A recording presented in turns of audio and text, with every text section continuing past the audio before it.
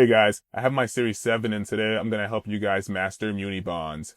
Let's dive right off the edge. We're about to build your toolkit for some of the toughest Muni bond topics you're going to face on the exam. Seriously, mastering this is what separates a pass from a fail for a lot of people. And let's be real for a second. These topics, they're total exam traps. They're designed to be tricky, to see if you really get the details. But hey, that's exactly why we're going to hit them on the head today. So are you ready? Let's dive in and turn these tricky questions into exam points on exam day. We're going to make these your strong suit. First, decoding Muni tax rules. This is the foundation. If you get this tax stuff down, everything else just clicks into place. Okay, here's the golden rules.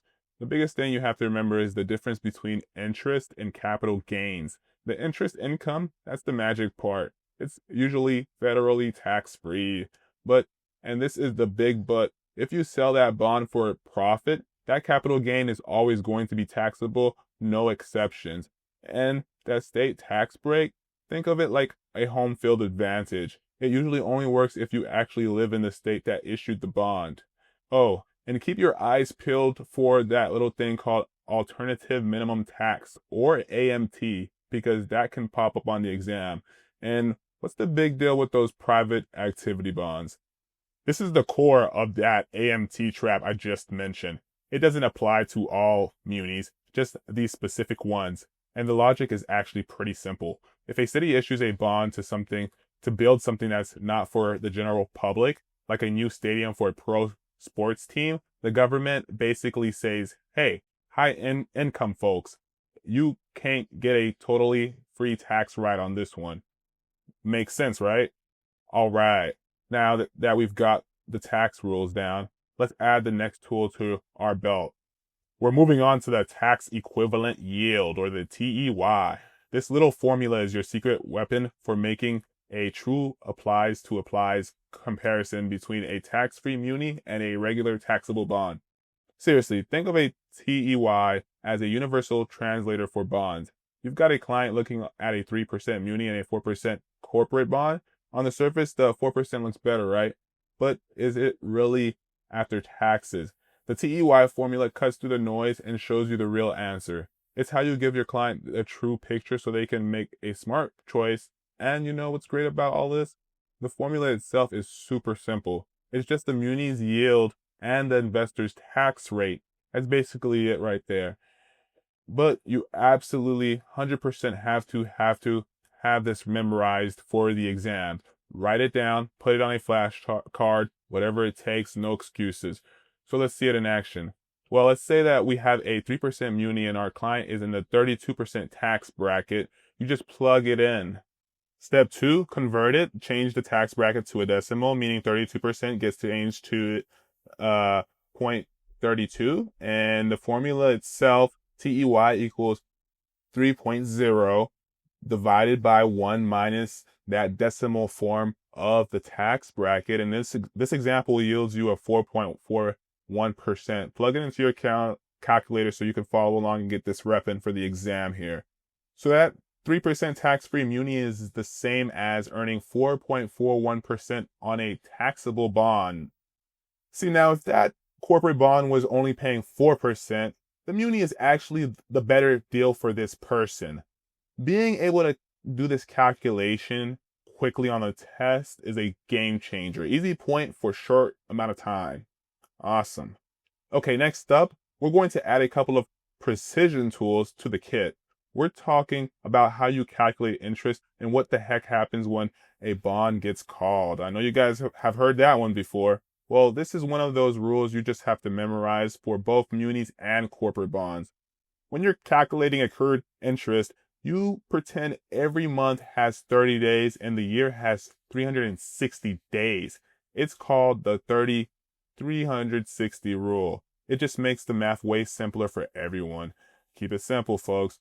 It doesn't matter if it's a short month like February or a long one like August. It's always 30 days. Now call protection.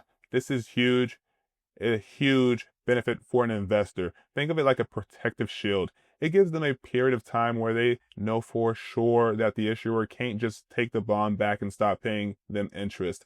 And this shield is most valuable when interest rates are dropping, because that's exactly when an issuer would love to get rid of their old expensive high interest debt on your head. And this timeline lays it out perfectly. Look, from year 0 to year 10, the investor is safe inside that call protection period. The bond is non-callable. They're golden. But once you've hit that first call date at year 10, the game changes. The field has leveled for you. From that point on, all the way to maturity, at year 30, the issuer has the option to call that bond back early. So you might be thinking, okay, what's the big deal here? Why do we care so much about call protection? Well, it all comes down to avoiding a very specific and very annoying type of risk. And that risk is reinvestment risk. Just picture this. Your client is happily earning 5% on a bond. Life is going good. But then overall interest rates fall to 3%. The bond issuer sees this and says, aha, and calls the bond. He calls it. Now your client gets their money back, but where are they going to find another 5%? Well, they can't. They have to reinvest that money at the new lower 3% rate.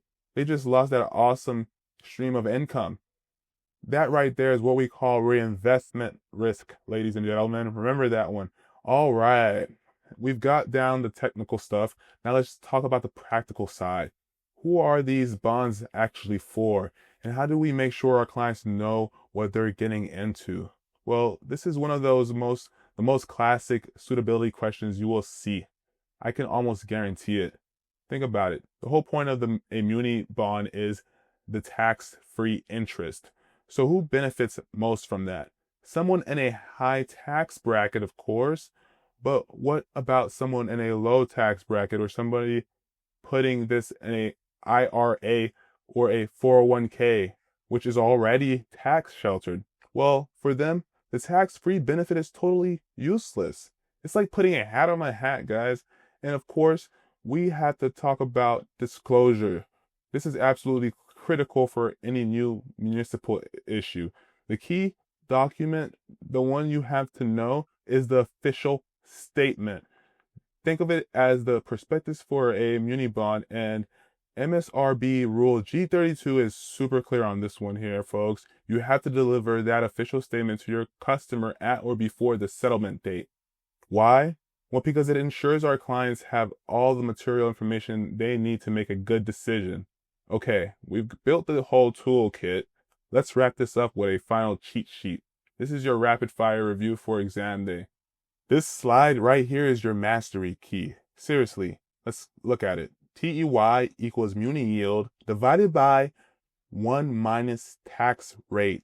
Remember decimal form. Private equity bond interest may be subject to that alternative minimum tax. Munis use a 360-day count for accrued interest. Call protection shields you against reinvestment risk. Interest can be tax-free, but capital gains are taxable. And folks, the official statement is the key disclosure document. Take a screenshot of this, burn it into your brain, do whatever you gotta do to remember it on exam day, because you're gonna get easy points off of this. All right, you're officially equipped. You have the tools. Now you know how to spot these on exam day. And more importantly, how to defuse